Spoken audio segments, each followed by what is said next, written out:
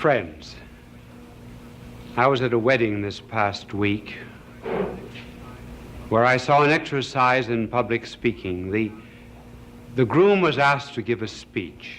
He protested. He said he had never given a speech before in his life.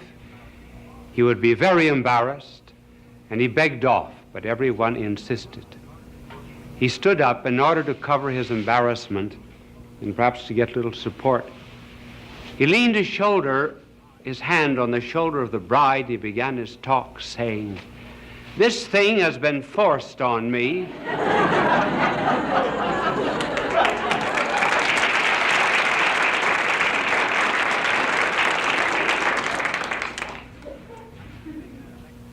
I was giving a lecture not long ago in a hall, and I was heckled from the hall. Someone interrupted, it was not at all to the point of the lecture, and said, "How was Jonas in the belly of the whale for 3 days?"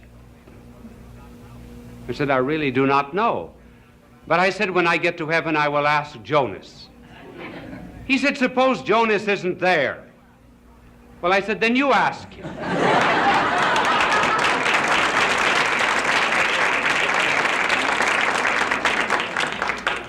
As you heard, this telecast is on the mentally sick, sympathy for them.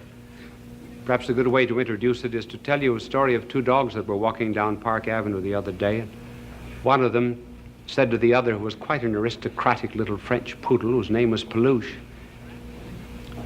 he said, "I understand you're having nervous trouble." "Yes," he said, "I think I'll have to go to a psychiatrist." The other dog said to Peluche, "Well, why don't you do it?" Peluche said, "I can't. Not allowed to get on a couch."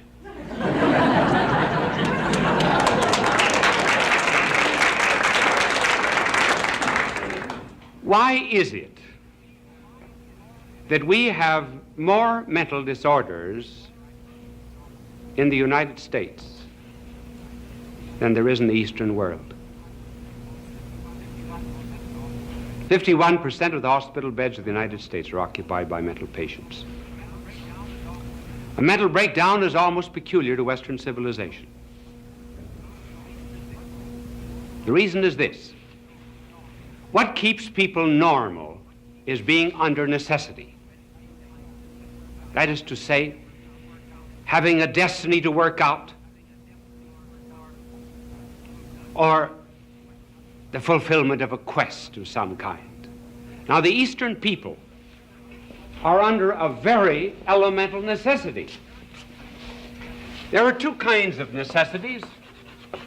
One of them is physical. The Eastern people have to satisfy the elemental requirements of life, the 3 R's. In other words, they have to have a roof for their head, rags on their back, and rice for their stomachs. And as long as they are bound to strive to keep body and soul together, they keep normal. Our Western civilization is not under a physical necessity. There still is another necessity, which is moral. That moral necessity keeps people normal. It is the drive to be virtuous, to lead the good life, to eventually save one's soul. Now, if people do not have either a physical necessity or a moral necessity, they are apt to crack.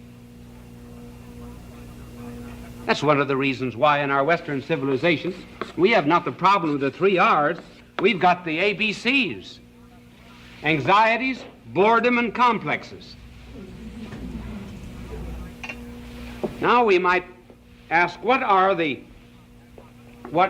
from a popular point of view, after all, this is not a medical discourse, the principal kinds of mental disorders from which people can suffer? Well, they are 2 kinds, and we will describe them quickly and as briefly as possible. One of them is psychoses. The other, neuroses. One difference between the two is that this is organic, it is constitutional. It has something to do with blood and our whole physiological structure, though it could be induced also by some kind of shock. The other, the neuroses, is something that is acquired. It is not organic, it is a trait in personality. For example, someone who has a superiority complex, the desire to be above everyone else. We say this is organic. This is not to be helped so much by any kind of analysis. Some time ago, doctors made an experiment with rats who had been trained to go up certain strings and then to seek in apertures for food. The doctors took blood from a schizophrenic patient, a human being, and injected that blood into the rats. The rats, to a great extent, lost their training, which shows that the basis in some way is organic. That is one difference between the two. Another difference between the two has to do with reality. The psychotic patient is to a great extent outside reality. That is to say, he lives in a world of fantasy. Suppose he's a paranoic and believes that he's being persecuted. That's not a real world. No one is actually following him, though he believes it. The neurotic patient, on the contrary, is in a much more real world, but he has disturbed relations about that world. To explain it much more simply, a psychotic patient believes that 2 and 2 equals 5. Therefore, he's wholly out of contact with the real world, has a logic all of his own. That's one of the reasons why it's rather difficult to use argumentation and reasoning with psychotic patients. The neurotic patient believes that 2 and 2 equals 4, but he's worried about it. Then another difference here, the psychotic has little responsibility, but has some responsibility. Here, there is great responsibility. The neurotic is in flight from responsibility, a flight to illness. For example, there was one man who had worked in an office for 20 years. He was sure that he would be named vice president. He felt that he should have been named one of the 76 vice presidents, but he was not. A younger man was named ahead of him. He developed headaches, sickness. He was not able to go to work. He was not really sick. He was in flight from responsibility because his pride was hurt. Now, those are some of the differences existing between the two kinds of mentally sick, which brings us to this other question. Why is it that so many people break? Now, here we're not so much concerned with the psychotic as with the neurotic, though the explanation will, to some extent, hold. The best explanation that there is that which is given by Dr. Viktor Frankl of Vienna. Now, he uses a very long term to describe it. Doctors must do that, you know. They're like philosophers and theologians. Sometimes big words carry the burden of those who are too lazy to think for themselves. And the test of understanding anything is always to be able to explain it. I can remember once when I was in class in philosophy, the teacher said to me, "Explain time. Give a definition of it."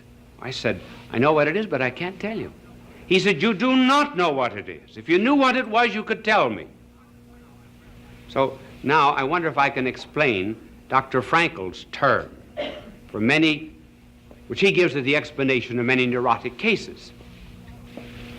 He calls it existential neurosis.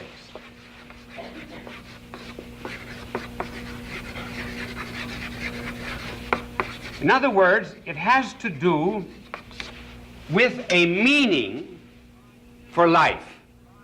He says that the drive is not a will to pleasure, not a will to security, not a will to superiority, but the essential drive of life is a will to meaning. For example, a person would not have a gadget in his house 10 minutes without knowing what it was for. But some people will live 10, 20, 30, 40 years without knowing why they're here or where they're going.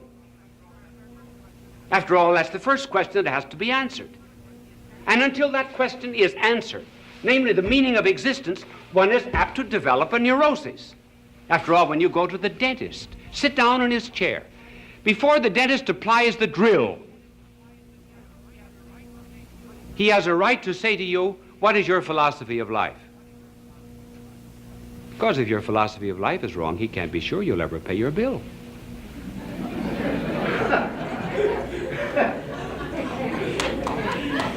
There must be some dentists in the audience.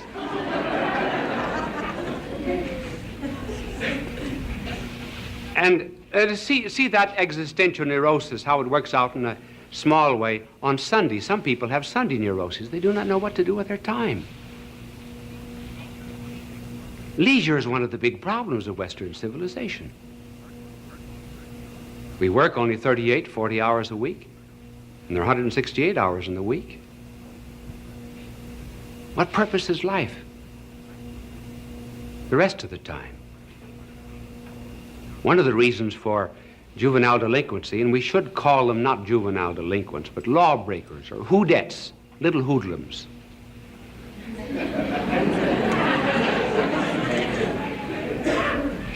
One of the reasons is these young people are in protest against their elders and their parents and their teachers, their educators, who are not giving to them a purpose of life. So they're out to destroy. They can see no goal or purpose in anything.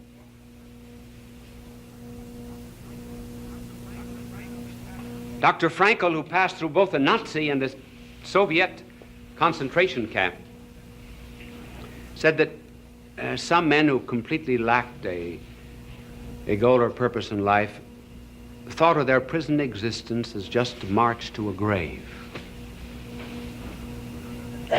Then there were others, he said, as soon as a purpose came into life, they got strength.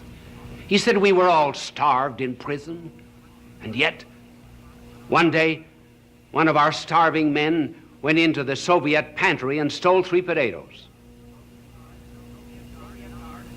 The Soviet guard announced to us that we would be starved until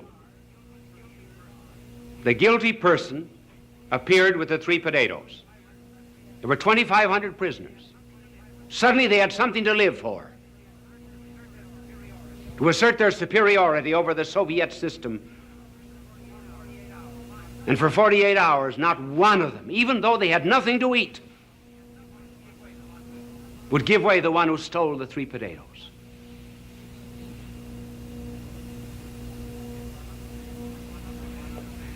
He said one other man who was suffering every form of torture in this concentration camp, and someone said to him, "How do you bear it so well?"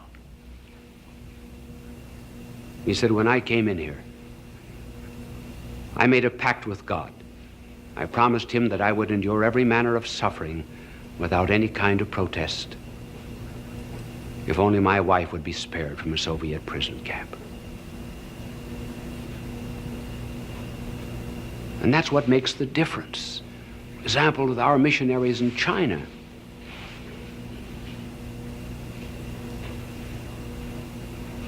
As long as they can see beyond the suffering, it becomes bearable and endurable.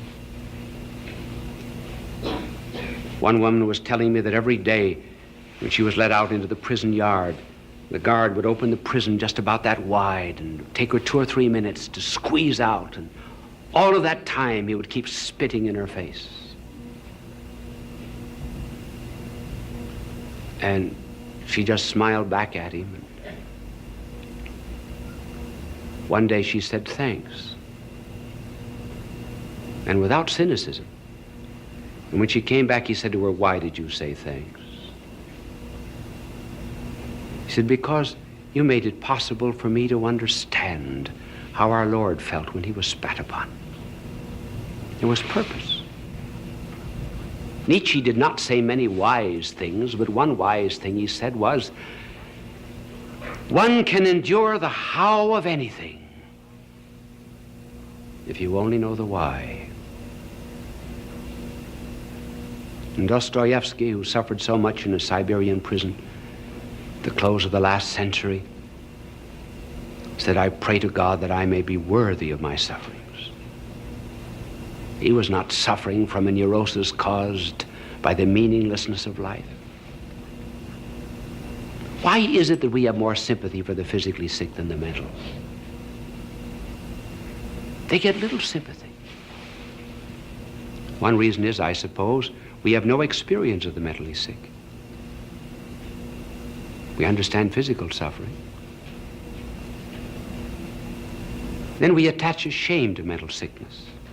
We regard it as a stigma. If someone in the family is sick, we hide it. We do not hide the fact that someone has cancer, tuberculosis. I know of no spiritual book that has been written just for the mentally sick, for the psychotic and the neurotic. Now here's the point that I want to make. Whenever people suffer and we bring them consolation, we always tell them about our Lord on the cross. You see, our blessed Lord took upon himself all the sufferings of the world. First of all, because they were the effects of sin. And also, so that we could never say, God does not know what it is to suffer. And also, that later on, when he had triumphed over his sufferings, that we might see in others his agony all over again and be sympathetic to them. But when we talk to the sick, it's almost always to the physically sick, hardly ever to the mentally sick. Are they deserving of sympathy? I believe, really and truly, that our Lord suffered on the cross for the physically sick, and in the Garden of Gethsemane for the mentally sick.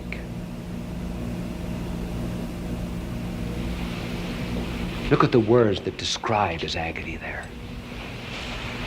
Sorrowful unto death, sad, heavy, fearful. All the psychological descriptions of these people whose minds are disturbed in some way. And then he suffered the loneliness that they have, their isolation from society. Loneliness by finding his apostles asleep. Loneliness by shutting off all divine consolation. Though he said, I might have asked my Father for 12 legions of angels.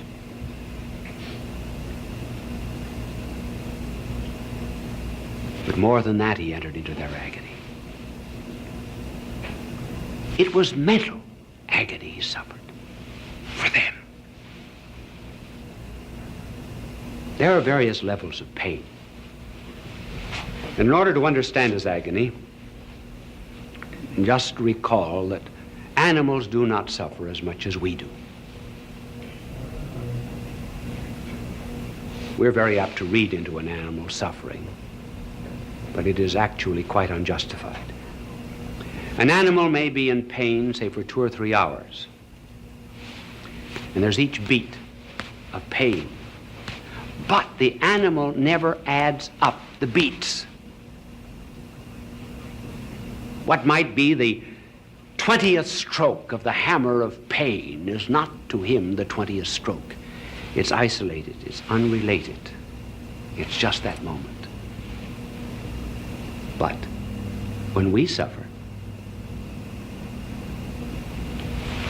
we go back to the past. We say, oh, I've been suffering from this for 3 years, 7 years. And we pull all of that past up to the present moment and load it on the present. And then we look in the other direction. We look off into the future. Maybe 5 more years, maybe 10 more years. I will be tortured. And then we pull that back upon ourselves. And the present moment has within itself the addition of all that has been and all that we can imagine it will be. That is why we try to distract the sick, to break up that continuity. Now, in the case of the agony in the garden, our blessed Lord was suffering not physically. He was suffering spiritually and mortally. What physical pain is to you and me, that moral evil is to him. Rather difficult for us to understand that, but it is true that only the innocent understand what guilt really is. So he begins to take upon himself all of the guilt of the world, all of that guilt that produced in some way, however indirectly, all the psychotic patients of the world. And all of the denial of guilt that produced all the neurotic patients of the world. And that is principally what neurosis is, the denial of the responsibility of their own guilt. And he took all of that upon himself as if it were his own. And the very thought of it, denying himself all divine encouragement, was so great that it drew from out of his body blood that fell as beads forming a rosary on the olive roots, a blood-red rosary of redemption. So that from that moment to this, the mentally sick could never say he does not know what it is to be sad and sorrowful unto death. And also, in order that we might see in all of the mentally sick of the world the continuation of the agony in the garden. Maybe from now on we'll have more sympathy for the mentally sick. Bishop Sheen will return in just a moment.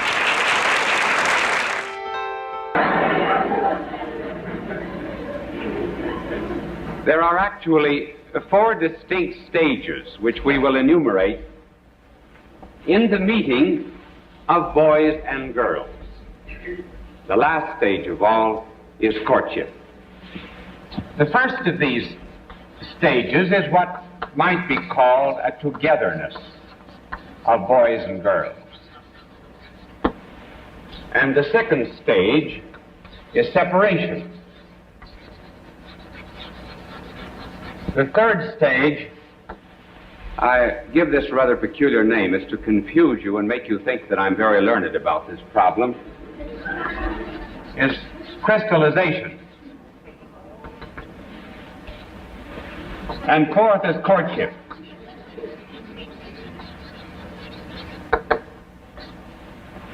You know, I actually didn't spell that thing out because I don't remember whether there's 1 or 2 L's in it. 2 L's, aren't there? Crystallization? Well, I'll leave it that way. It's much better. I should have looked for a synonym. Well, the first stage of boys and girls is that of togetherness in which they play together and are quite young, and they enjoy one another with a naturalness which is devoid of any of the troubles that come later on from sex differences.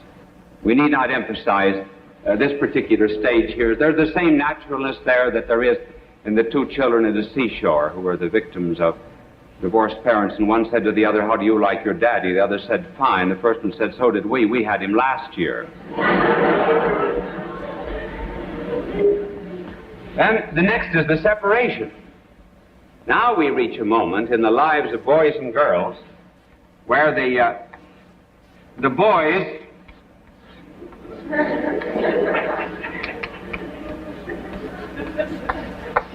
separate from the girls.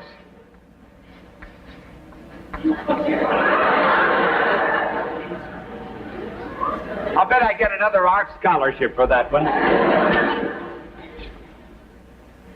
Now, in this stage of separation of boys and girls, the boys do not want to be seen with the girls, and the girls do not want to be seen with the boys.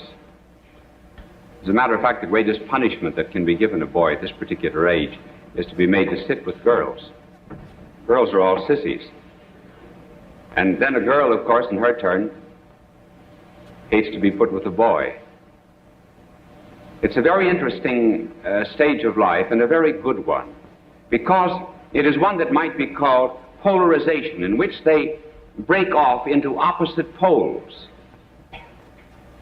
They might be called, actually, the positive and negative charges of electricity.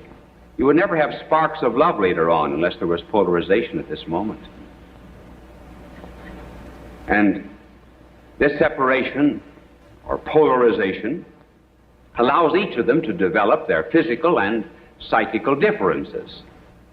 For example, the boy, when he's with other boys, becomes aggressive, develops heroism, certain talents, aptitudes, has his own ideals, and has the potentials of manhood within him.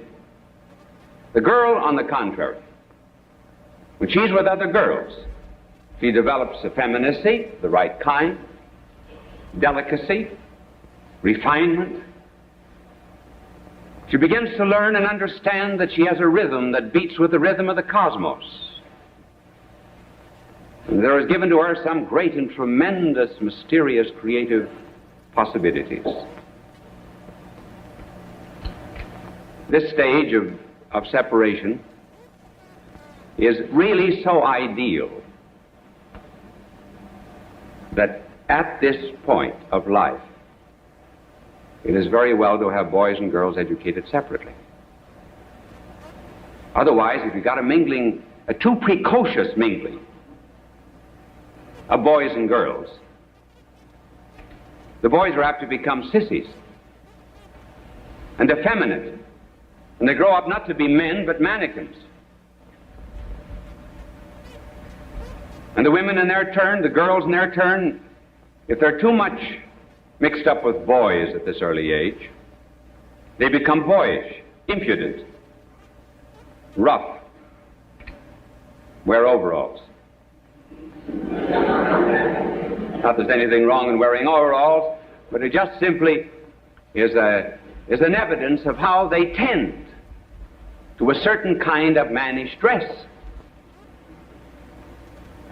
No boy, normal boy, loves a girl who is just a little too mannish. And no man ever loves a woman who has lost her femininity. So this stage is early in life, but it's one that's ordained by God. Then you come to the third and very interesting stage that we call crystallization. The reason we call it that is this. If you put a piece of wood in the Salzburg salt mines, after a while, that piece of wood will be covered with crystals, which very much resemble jewels. They are not jewels, actually. They are just crystals. But they take on a seeming richness which is not their own. And so it is with boys and girls after they get into their teens a little ways. They're dealing with one another, and one another is very ordinary, but they endow one another with great and tremendous qualities. They really are crystals, and they think they're diamonds and jewels. And at this age, of crystallization, there begins a divinization, in which the boy is called a kind of a god. The girl is always an angel.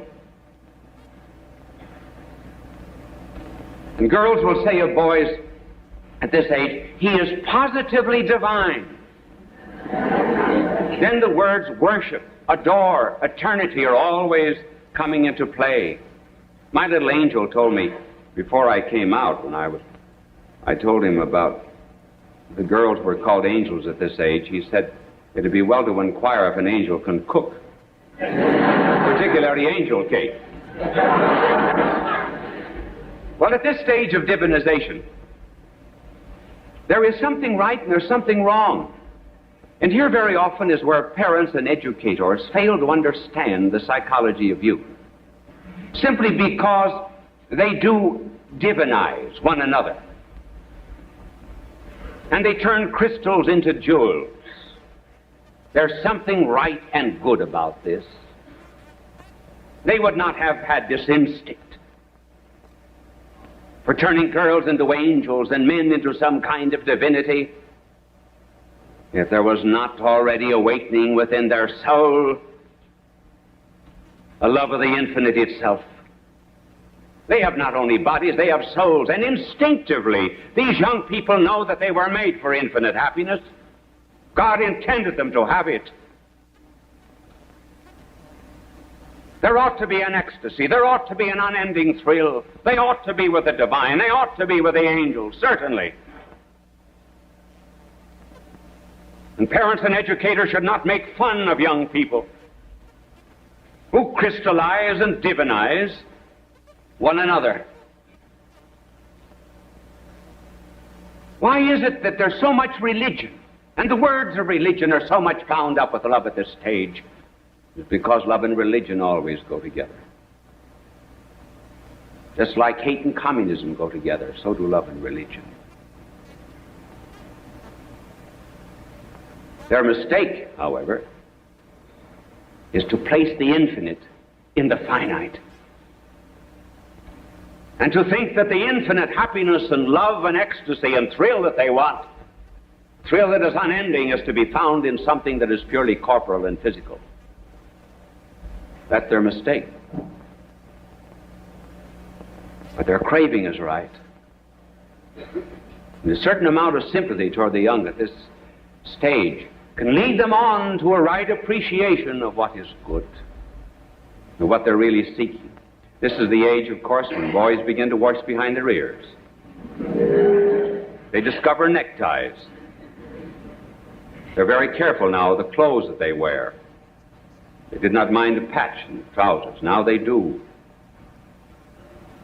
They begin to have pin-up girls in their rooms. I heard of two soldiers in Korea. They had beds next to one another, and one of them had a lot of pin-up girls above his bed, and he was studying them. The other soldier said to him, "Remember, they're 85% water."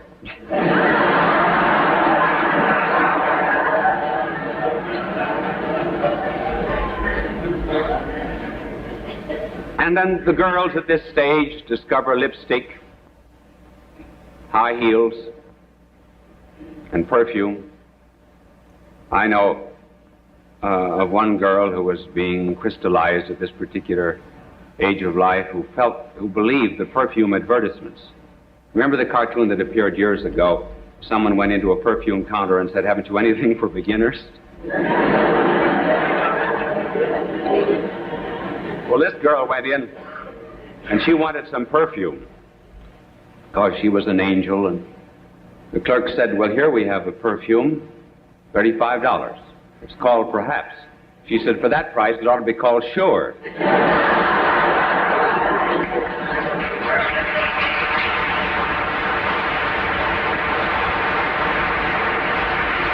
So this is also the stage when boys and girls are absolutely convinced that their parents know nothing at all about love.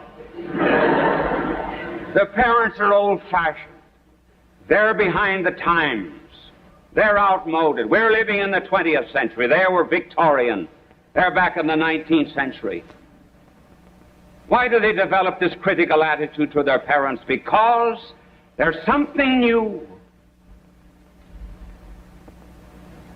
Planets have been spinning for centuries and centuries until finally love has come to them. This is an absolutely unique experience. The parents never passed through it. They know nothing about it. That's why they're ignorant. That's why their parents would never be consulted. It's an unfortunate stage from that point of view. And it's not love. It's just the sap in the springtime. There's no courtship here. Despite the fact that they go through agonies, there's a tremendous anxiety they suffer, torture. If the girl doesn't appear at the drugstore at the right time, if he doesn't call at the appointed hour, if she has a headache and can't meet him, if she's seen stopping and speaking to someone else at the street corner, life isn't worth living.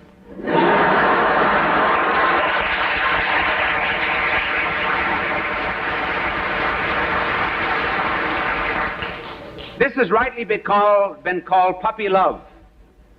And a little warning, if boys and girls marry during puppy love, the chances are they'll lead a dog's life later on. Now we come to courtship. And courtship, we cannot give all standards and tests, but we will give just a few. Two will refer to young men and young women together. One will refer to a young woman alone, and the other a test for a young man. First together is the problem of affinity. And secondly, for boys, sacrifice. For girls, femininity.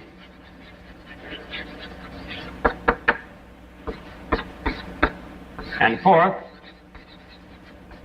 the ability to pray together. Now, first, affinity. Is there an affinity between a young couple who are beginning to fall in love with one another? I'm not speaking of physical affinity. That has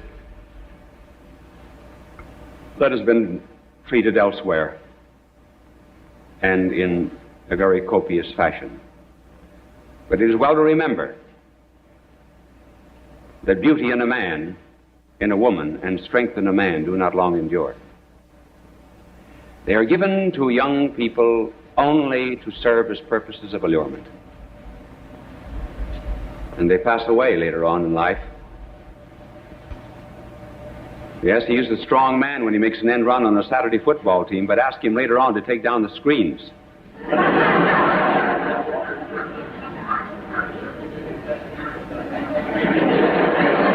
I must have hit someone with that one.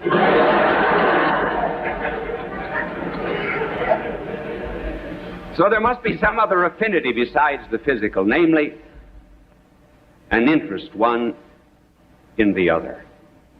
They need not be intellectual, they need not be college graduates, but they must have one mind and one heart. If, for example, the husband is a salesman, he comes home at night and says, "Listen, dear, wonderful, wonderful thing happened. I sold 1,000 refrigerators today." And she says, "How do you want your eggs?" Now, that's one of affinity. A musician, for example, should never marry a woman who's tone deaf. But above and beyond all that, married life is very much like a game of tennis. There's a give and take. And there should be an abundance of that. And the real test, as they come closer to one another, is to ask if they can share not only the joys of life, but also the frustrations. A symphony is made up of a treble and bass. There are indeed melodious notes, but there are also counterpoints, and there are seemingly opposing and conflicting themes, and yet all of them, in some beautiful fashion, are molded together into harmony. So too, if there's true affinity, the crosses and trials of life will be understood by both, as well as the joys. That is the first condition. Then a test for the young man. Is he an egotist? Is he selfish? Or does he know how to make sacrifices? And as regards sacrifices, remember, sacrifices are born of love. That's the reason he gives a ring of gold instead of tin. Because it costs something. If he's egotistic before marriage, he'll be egotistic afterwards, more so. If he sends you 100 flowers before marriage, you'll get 10 afterwards. If he has 4 roses before marriage, he'll have 40 roses afterwards.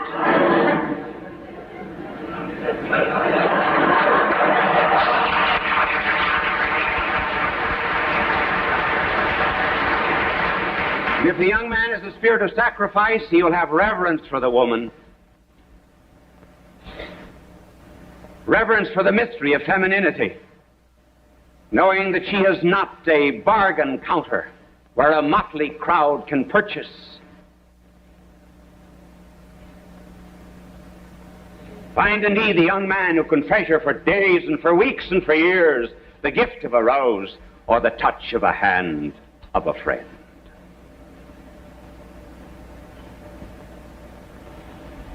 Now a little test for the young women on the part of the men.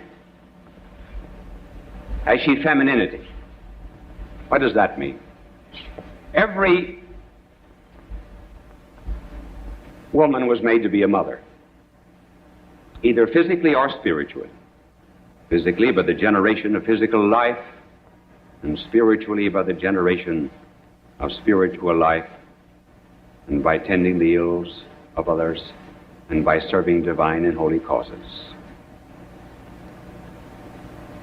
And if she is a true woman,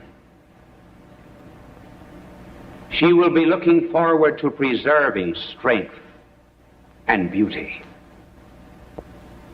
His strength and her beauty will fade.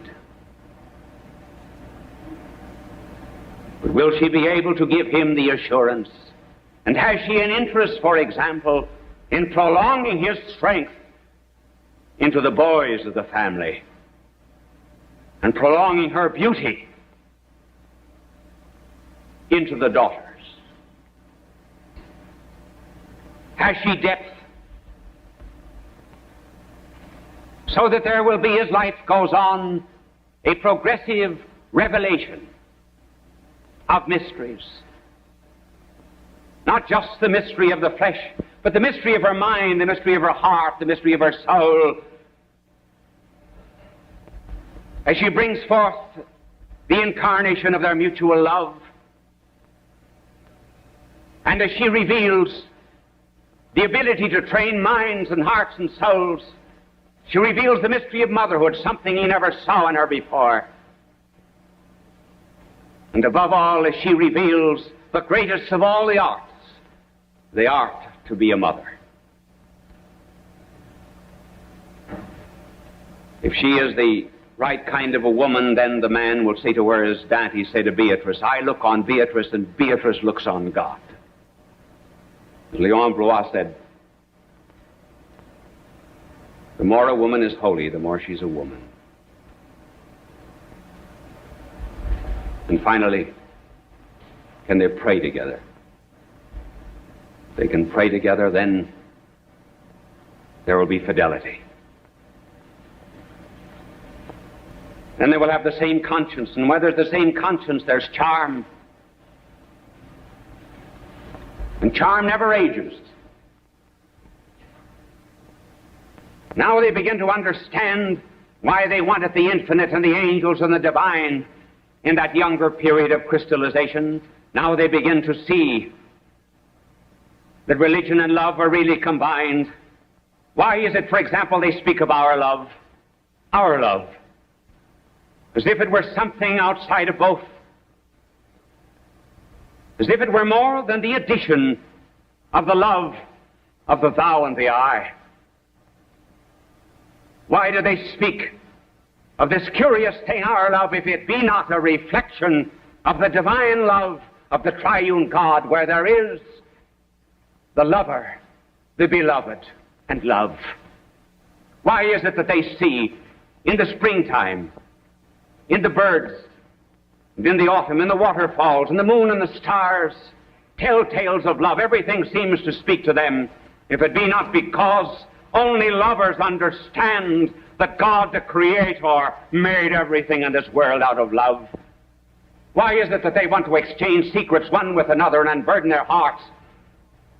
If it be not because they are reflections of another revelation of God himself, who would not keep the secret of his love and told it in the Old Testament. Why is it they want to be two in one flesh, if it is not in order to prolong through history the great mystery of the divine and human natures of Christ? Why is it that the lover is always on his knee and the beloved is always on a pedestal?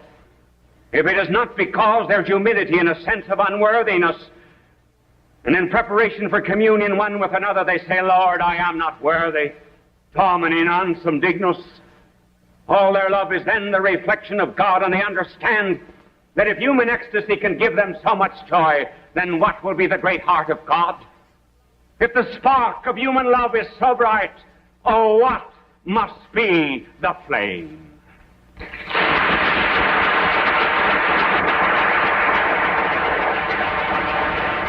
People of all faiths recognized Bishop Fulton J.Sheen as one of the greatest communicators of the 20th century.